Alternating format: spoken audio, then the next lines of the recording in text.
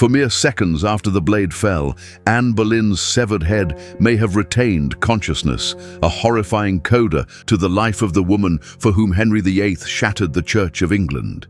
How did the queen he once tore a nation apart to possess end up on the executioner's block? London, May 19th, 1536. The sun rose behind heavy grey clouds, casting a pale light over the Tower of London. The great stone fortress stood tall above the city, a symbol of both power and sorrow.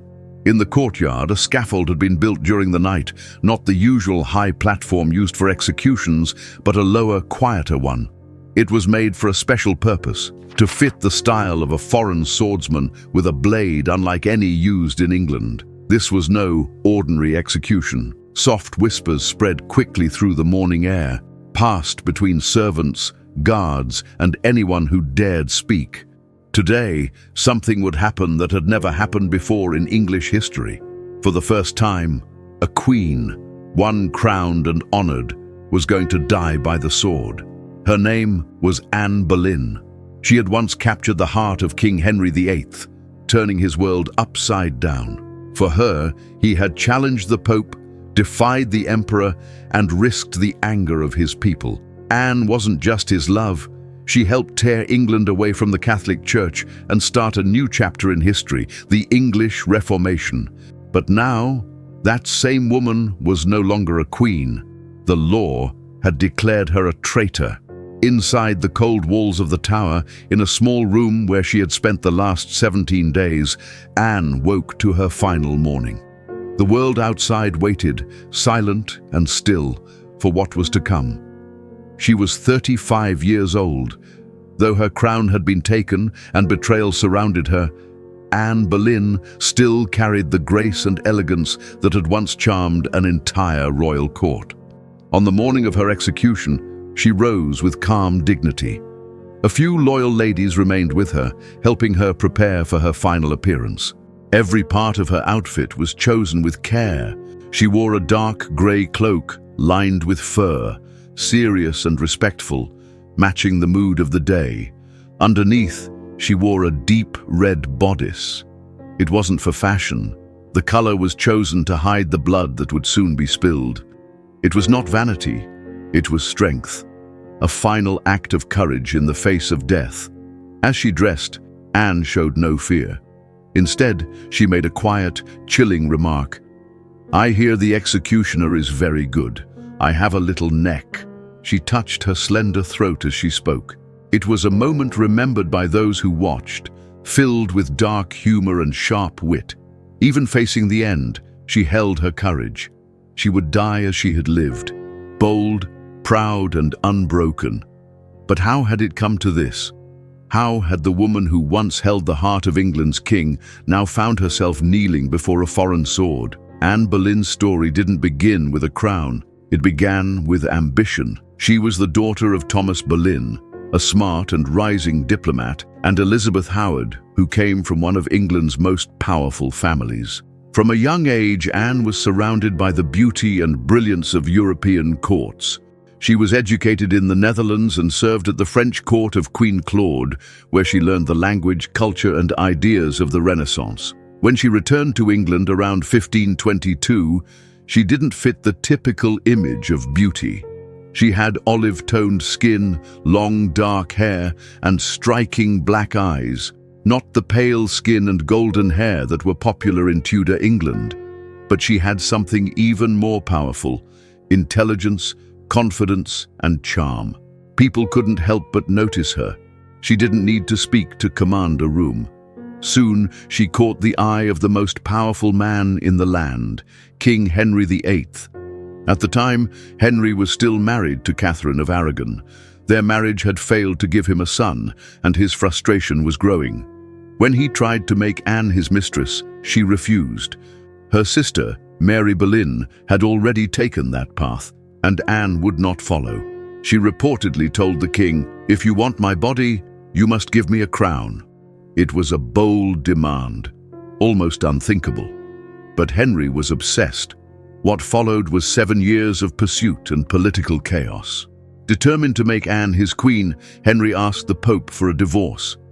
When the Pope refused, Henry broke from the Catholic Church. He created the Church of England and named himself its supreme head. This wasn't just about love, it was a political and religious earthquake that changed English history forever. In January 1533, Henry and Anne were secretly married. She was already pregnant, and both hoped for a son. But in September, she gave birth to a daughter, Elizabeth. The king was deeply disappointed. Still, Anne was crowned queen. Her coronation was grand, and for a while, her position seemed secure.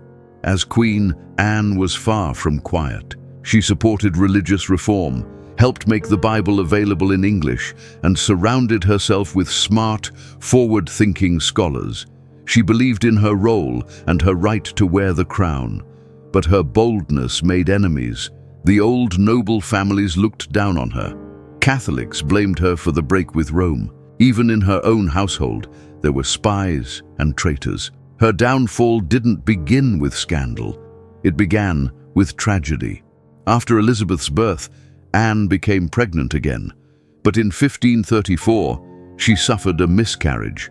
The pressure to give Henry a son was crushing. His love for her began to fade. The court grew cold. In early 1536, Anne became pregnant once more. But again, she lost the baby, possibly after hearing the shocking news that Henry had been badly hurt in a jousting accident. Some said she believed the child, a boy, was lost because of the stress. It was a heartbreaking moment, both as a mother and as a queen. Not long after, her enemies acted quickly. Rumors spread: adultery, incest, treason. One by one, the men close to her were arrested, including her own brother, George Boleyn. The charges against Anne Boleyn were weak. The evidence was shaky. But in Tudor England, truth didn't matter as much as how things looked. Anne was arrested and taken to the Tower of London. Her trial became a public show, carefully staged to make sure she would be found guilty. She defended herself with calm and grace, pointing out the many holes in the accusations. But it didn't matter. The verdict was already decided: guilty. Her sentence was death by beheading. Now, on this grey morning, that sentence was about to become real. The woman who had once worn the crown of England was about to kneel before the sword, not because she had failed, but because she had dared to succeed. She had reached for power, and for a time she had held it. King Henry's need for a male heir was more than personal, it was political.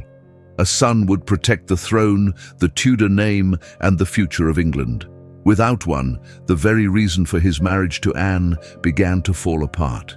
Henry's passion for Anne quickly turned cold. Disappointment grew into distance, and distance into disdain. She became more and more alone at court. The charm, cleverness, and courage that had once made her beloved now made others eager to see her fall. One of those people was Thomas Cromwell, the king's powerful advisor. Once Anne's ally in the Reformation, he now saw her as a threat. By April 1536, whispers of a plot turned into real action. With Henry's approval, or at least his silence, Cromwell launched an investigation into Anne's personal life.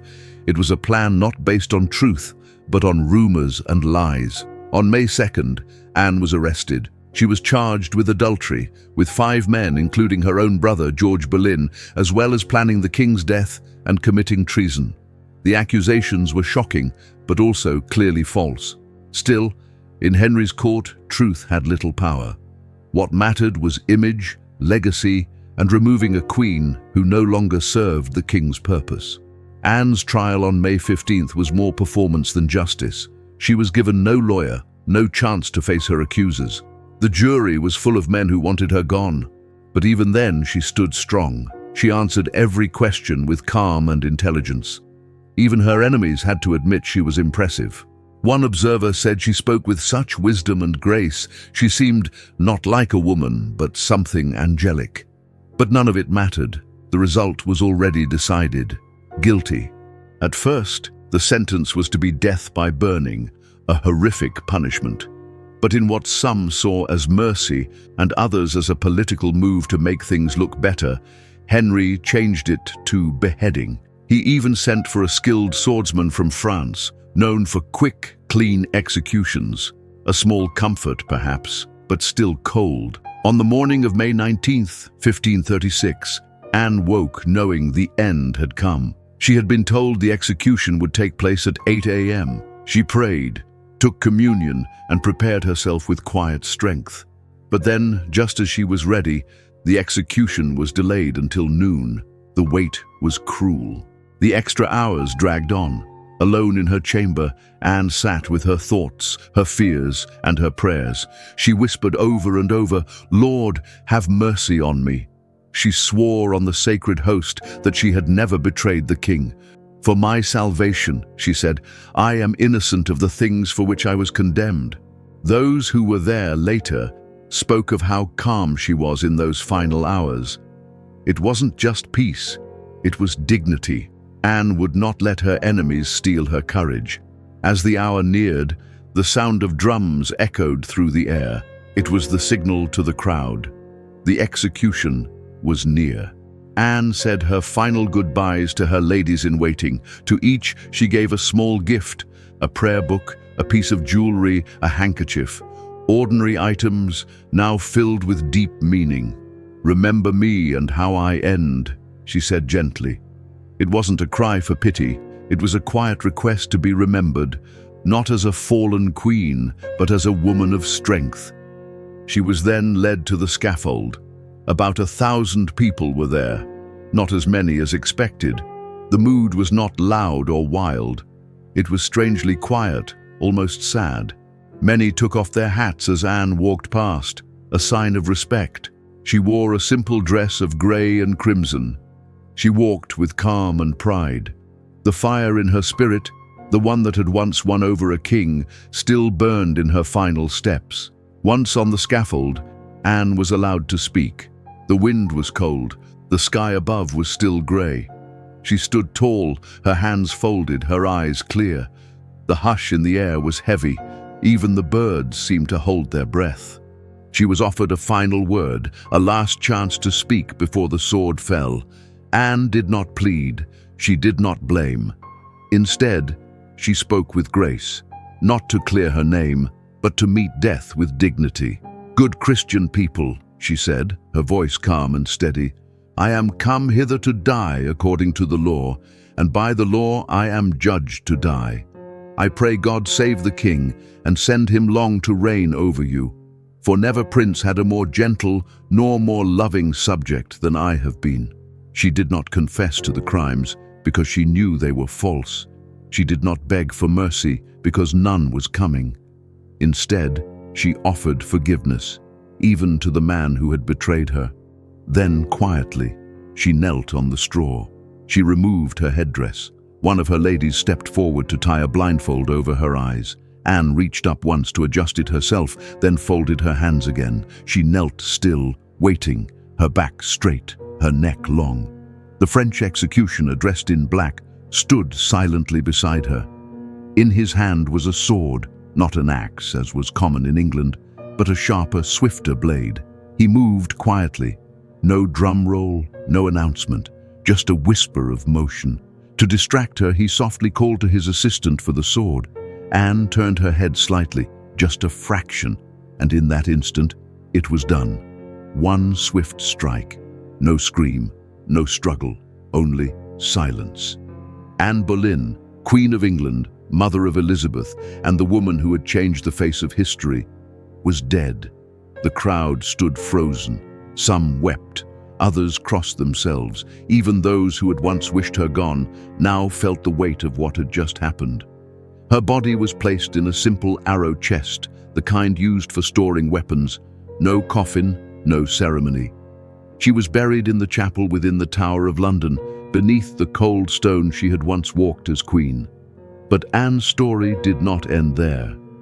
Though her body was laid low, her legacy rose higher than even her enemies could imagine. The daughter she left behind, Elizabeth, would grow up to become one of the greatest monarchs in history, a queen who ruled for 45 years and brought about England's golden age. Anne had lost her life, but not her purpose. She had dared to rise in a world that wanted women to remain quiet. She had spoken when others stayed silent. She had fought for love, for power, for belief. And though she paid the highest price, she helped reshape a kingdom.